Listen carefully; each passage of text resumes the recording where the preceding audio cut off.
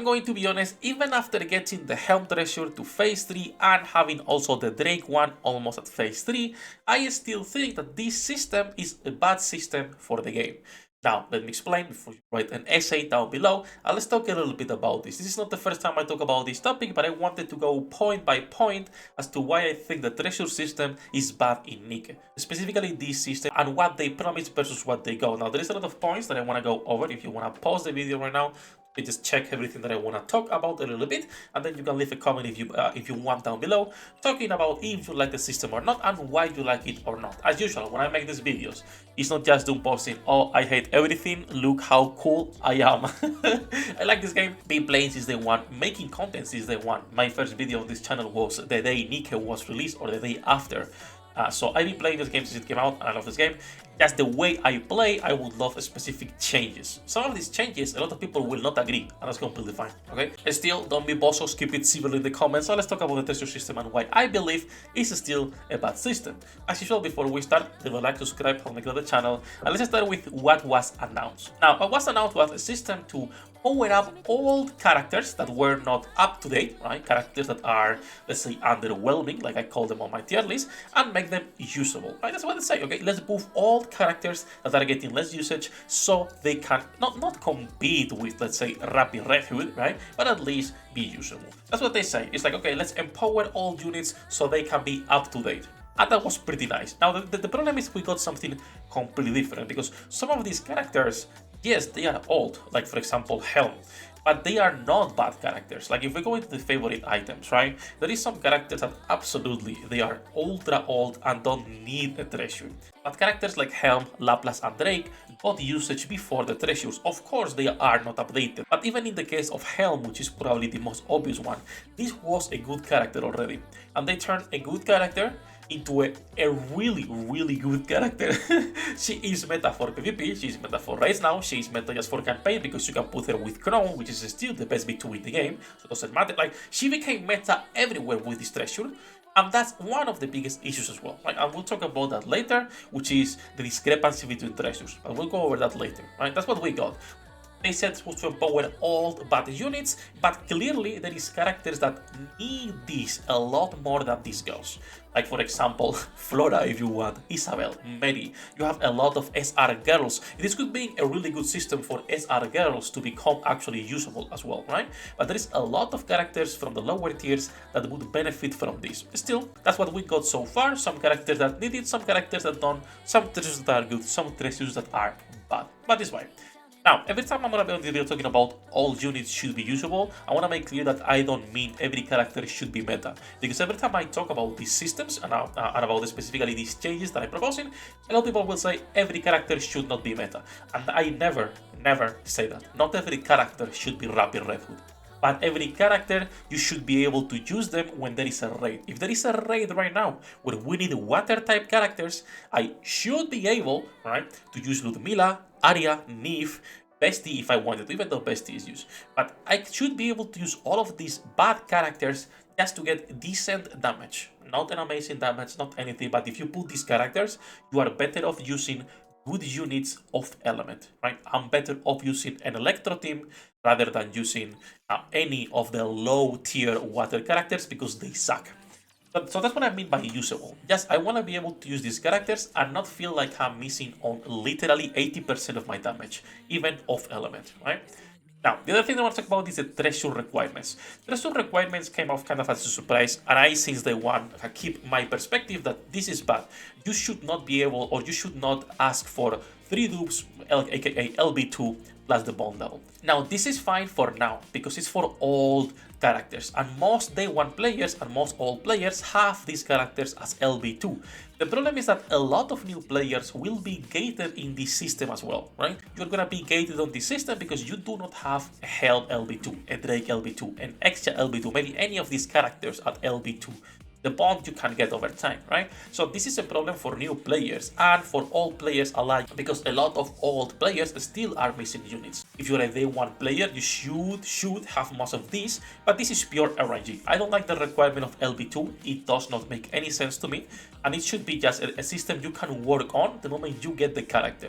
This does not benefit day one players, and for all players, you should have them, but there is RNG, so it doesn't really matter in that aspect. The other thing that I heavily dislike is the number of treasures per year that we're getting. We got last year Season 1 4 treasures, Season 2 was just 1 treasure, okay? This is Season 2, it's Viper, and you can't even go to the patch notes, and they're calling it Season 2. And now we got Season 3 with another 4 treasures. That was dog shit. Now, a lot of people always say, oh, it's good because we don't get a lot of resources. We'll talk about resources later. But no, this is not good. I'm gonna compare this to the same system I always compare it to, which is Brown Dust 2. It's not one-to-one the same, but it's the closest thing we have that I can't talk about because I've played BD2. I don't play Dokkan enough to talk about the links. I don't play Arc Knights a lot to explain the similar system they have that Arclamp was telling me about. So I'm only just talking about BD2. BD2 has the potential system. This is a system that will change the skill cost, the skill range, the skill damage will change everything on the character, just like our treasures do. The only difference in NIKKE is that the treasure will add new lines in there, but it's the same. It increases the damage, it changes the skill and how they work, but the biggest difference in these two systems is that Brown Dust 2 did this for every single costume, which is a character in the game, within like 2 months of releasing this system. And they made it so you can grind this every day and get a lot of resources with the torches, I think it was that you grind the materials, correct me if I'm wrong, but you can grind this pretty fast in contrast to what we can get in NIKKE, right? So I don't like the amount of treasures we get, neither the amount of resources we get. And that ties to the next point, which is of course going to be the resource acquisition versus new units. We get way too many characters that you need to work on because every character can have a doll, but not every character has a treasure. If you are not investing on your meta characters or on the good ones, you are basically wasting your time. Like a new player working on the treasure for Milk or for Miranda is breaking his resources instead of investing on his main DPS. If you don't care about progression, it's completely fine. And that's what I always say, that casual players should not worry about this type of video that I'm making. This is for more the people that are actually interested in the game, in progressing, in optimizing, etc. But for new players, if you want to optimize your account and you work on Milk, you literally break your account because you should be investing on your Red Hood if you have one instead, right? If you have one. So that's stupid. The other thing is the exchange system. If we could exchange the materials from other treasures, it wouldn't be as bad. I have 185 for Exia. I don't want to build Exia. 185 for Freema. I do not want to build Freema. And 200 for Viper, which I don't care about. I don't want to build this character. Let me fucking exchange this for the characters I want. But you can't because it's not maxed out. And this is so stupid that I cannot just exchange this for the other treasures. The resource acquisition are awful. Not only the maintenance kits, but also these ones. You get 3 per day and you need 160 in total in order to go from phase 1 to phase 3 on a treasure. That is awful. Now, raid rewards are good. I still think that the new raid rewards where we're getting random ones is good. If we could exchange, it would be even better. But the new raid rewards are good, so credit where credit is due. It's not only going to be, you know, a pure doom post on the video, pure negativity. I think the rewards are nice. And when it comes to overspec, it's another thing that clearly contradicts the treasure thingy itself, because you want to buff all characters and you make a system specifically for that. But now you make a system to also buff all characters that appear on the story and you put a different name with a lower rate on the gacha. And people will defend this because, Sefhi, this is because via lore it makes sense that Rappi gets a new character. Yeah, absolutely. She doesn't have to be a 1%. This because it makes sense that Enwa and Absolute is getting a new character because they're so strong. Brother, the best V1 since release, one of the best ones, is this fucking Bob the Builder. That makes no sense, she's so strong. If you check the B2s in the game, the strongest ones are a fucking pair of schoolgirls, bunny girls, and now mates. Stop with the lore excuse when clearly the strongest characters in the game are not strong in the story. For the best 3s, it does balance out a little bit more, and clearly a lot of the B3s are still pilgrims, but you have plenty of characters that lore-wise are not as strong. So using this excuse of overspec is tied to the story is the same people who are defending that Modernia got the skin and it's $60 instead of being for the story. It's the same type of people who are defending this skin. Like, I'm gonna be 100% honest, you're stupid if you defend this skin or the overspec, because there is no reason after making the treasure system to be releasing 1% and call it overspec. That's my opinion though, it is what it is, right? And then the last two things I want to talk about is going to be the character usage versus cost to build. I was mentioning this earlier as well, but considering so many of these treasures are not good, for example, Laplace is not a bad treasure, but why would you invest in this if you can just invest on any of your meta characters and you will get way more usage? You're getting more usage on putting a roll SR15 on your main privacy than you will with Laplace, on your Ain, on your normal Scarlet, Maxwell, and this is not like meta characters, this is good units, but they are not pilgrims, right? On your Quincy, on your limiteds for winter and summer, there is all of these girls that benefit more than building a lot of these treasures. We do not get enough resources to justify building half of them.